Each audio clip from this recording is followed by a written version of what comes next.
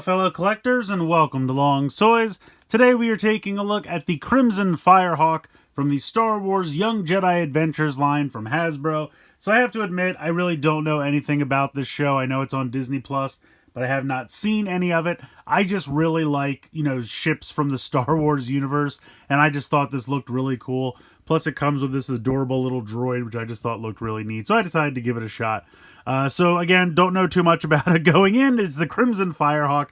We have some nice artwork here on the front of the box and a couple of product shots here and here. Take a look at the top. You can see that it can hold a bunch of the figures here, which is pretty cool. Taking a look at the bottom, not really anything going on. Over here, just kind of have a cool bit of artwork there for kind of a group shot of the cast of the show.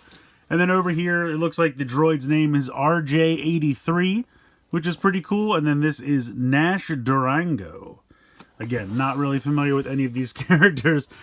So it just says special RJ83 figure. I think Nash is available in other releases. I think there might be one where she comes with a speeder bike, and it looks like you can store a speeder bike here in the back of the ship. Shows how you can hold a bunch of the figures here, which I think is pretty cool. And then some of the other releases that are available. So I just thought it looked really neat, so I decided to give it a shot. I'm going to go ahead, get everything out of the box. I assume there'll be some assembly required, and then we'll take a closer look. Alright, so here is the Crimson Firehawk fully assembled out of the box. And it's a beast. It's definitely a monster. But let's take a quick look at the two little figures that are included. So here's the little droid, which is RJ83. Now I'm guessing that's a reference to Return of the Jedi, which came out in 1983. I don't know that for a fact, but that's my guess. But he is a cool little droid. I don't believe he has any articulation. I thought at first maybe the head could spin side to side, but mine doesn't seem to want to move, and I do not want to break it. But it's very nicely painted. It's just kind of like the dome of like an R2 unit with these little pincer claws, and then he's just got these two little feet. He's got peg holes here on the bottom. So there's a couple different places he can peg in, and we'll get to that in a little bit. But yeah, definitely very cool. I really like this little droid. And then we have Nash Durango, which is a really nicely detailed figure. I mean, the hair is really nicely painted. The eyes are a nice vivid green. She's got the little like leather jacket going, kind of a Han Solo type. We have a ball joint for the head, so that can spin side to side, tilt a little bit side to side, tilt back, look forward. And then you have a hinge and a rotation in the shoulder, as well as a swivel at the wrist. And then you have 90 degrees at the waist, and I believe those are solid. I don't think you can do them separately. No, they're together. So kind of similar to Mission Fleet, but obviously with kind of a super deformed scale since the heads are so large. But they're pretty solid little figures, honestly. Nice detail, nice paint applications. They feel really solid. The heads specifically are very solid. Like, I would not whip this at somebody because it would hurt, because there's a lot of weight in the head. It's a very solid chunk of plastic. But yeah, so those are our two figures. We'll put them off to the side for a moment so we can check out the ship on its own. And yeah, it's big. It's really quite significantly large. You have some landing gear here on the bottom. Unfortunately, it is not retractable. So once you pop those in, they are there to stay. These wings can fold down. Technically, they can do a full 180. I kind of assume like when they land, they go up like this, and then they kind of go to the side for actual flight, but you could do whatever you like with them. You do have this ramp back here that you can pop down, and there is a ton of room back here. Now, it does show in the directions, or I should say at least on the packaging, that you can slide the speeders in here, which are sold separately, and it really does go pretty far back, so you really could cram a bunch of stuff in here, which I think is kind of cool.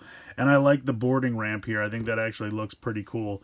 And then this just pops up and fits into this space and really holds in pretty well. Not going to fall out or anything, so I appreciate that. Coming around to the top up here, you have the little gunner pod. And you have this translucent blue dome, which is just on a little hinge, and it kind of clips on the front here. It just has these two little tabs that you just kind of push it down, and it just clips like that. And then when you pop it up, it's on the hinge back here. And you can see that there is a seat in there, which can hold one of the figures. So if we take Nash Durango, she can fit very nicely in there, and then you can close this up. Fits very well. If we bring in the only other figure I have from this line, which is Nubs, I believe his name is. I always want to call him Bebo because he reminds me of Bebo from Legends of Tomorrow. But he can also fit in here pretty nicely, even though he doesn't have, like, you know, feet that hinge because he's so tiny. But he fits in there very nicely as well. So you have that little gunner turret. Let me close this back up. I guess that's in all the way. And then you have this section here, so this lifts up. Now, the only problem is this hits into the guns, so it's kind of hard to get this to stay up. I mean, obviously, it gives you enough clearance, but I wish you could kind of push it up and have it stay up, but because it hits into these guns, it kind of naturally stops there. You can see there's a little spot here. There's an indentation where you can go ahead and sit the droid, so we can pop him in there, which is kind of cool. I appreciate that he has like a little peg spot and he fits very nicely in there.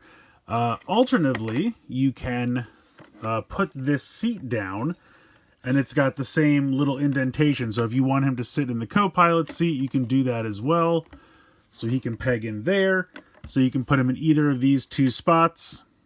But if you have the other figures, you can put him in here, and then you can have two of the other figures sit. So she could be there, and we could put Nubs over here. And then you can have three of them in there, plus one in the gunner.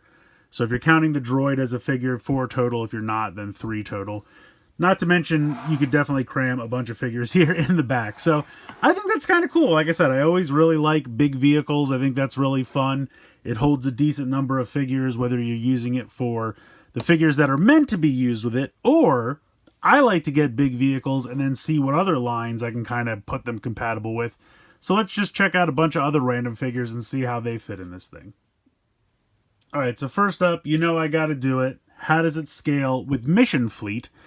Just to show off some of these figures, this is kind of a more normal human-scaled figure with Mission Fleet, just as a little comparison here. So they're definitely taller. I mean, I would say, I think Mission Fleet is 2.5 inches. These are probably closer to 4. So you can see that it's definitely a good bit taller, just showing the two figures next to each other. But with that said, of course, you could absolutely pop some Mission Fleet figures in here if you want. Now, of course, they do look kind of ridiculous with how small they are, but they absolutely could be used here. Popping them in the gunner seat. Again, it's going to be pretty tiny. You almost can't even see him in there, but you could fit him in there. Where I feel like the Mission Fleet really looks great, if we come around to the back and we pull down the landing ramp, these guys are perfect for back here. They can kind of stand in this area back here. Nice clearance there. You could definitely have some speeders from this line fit in the back as well. I think that could work really well. So if you just kind of want this to be kind of like a large cargo ship for Mission Fleet figures, I think it could definitely work. They are going to be a little small in some of the driver seats, but definitely back here, I feel like they are really nice and compatible. You can kind of have, you know, Boba Fett or somebody hanging out on here. And I just think they fit really nicely in this area up there. So again, it's a little big for Mission Fleet, but it definitely could kind of work. So next up, I got to try my other 4-inch figure. So I got Batman helping us out here. This works fairly well. He would have to duck a little bit to get in, but the figures that come with it kind of have to do the same thing. This area is definitely not 4 inches tall. So you definitely could kind of have this work with some 4-inch figures here. If we close this section up and we kind of open up this section here, as I drop Batman, we could definitely put him in this gunner chair and he would fit probably with little issue. There we go. Close it up. Again, he looks a little small hanging out in there, but you absolutely could do it. And then just for fun, I have Legends class. I'm sorry, they're not called Legends class anymore. Core class. Sound Blaster. And I can go ahead and put him in here. And he actually fits pretty awesomely. I'm going to be honest. Again, he looks a little small. But I like it. I like the fact that he sits in there. You could definitely use this as like a ship for your core class Transformers. And then if we kind of open up this section here, I should have lifted this up. Pop him in here, and he can definitely fit. And then we can have Batman as his co-pilot. Why not? and it could definitely fit them in there. So really, pretty much any 4-inch figures would work with this. So if you're looking for just kind of some really cool larger ships to use for, you know, various 4-inch figures, and I just occurred to me that I should have had a Star Wars vintage collection figure to try with this, but they're the same size as Batman, so they would absolutely work as well. They would look a little small. I think pretty much everyone looks small in here, quite honestly. I mean, even if we bring in this character that came with the ship, you know, she looks a little small in here as well. I mean, obviously you can see her head because it's so large, but still looks kind of small in that space. So no one's really filling that dome completely. It's a pretty massive dome, but it's fun. I just think these kind of larger vehicles are fun to see, like, what other kinds of figures you can work with it.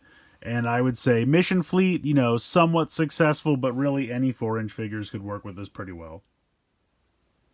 So that's going to do it for the Crimson Firehawk with Nash Durango and RJ83. And while it's definitely something probably aimed at younger audiences, I think this could be pretty cool for collectors. I just really like big ships, especially in the Star Wars universe. And as I showed, you really could use it with a variety of different 4-inch figures. So if you have, you know, vintage collection figures that you wanted to put in here, I think that would totally work. Still kind of works for Mission Fleet as well. Obviously, it's meant for these scale characters, which it works with really nicely.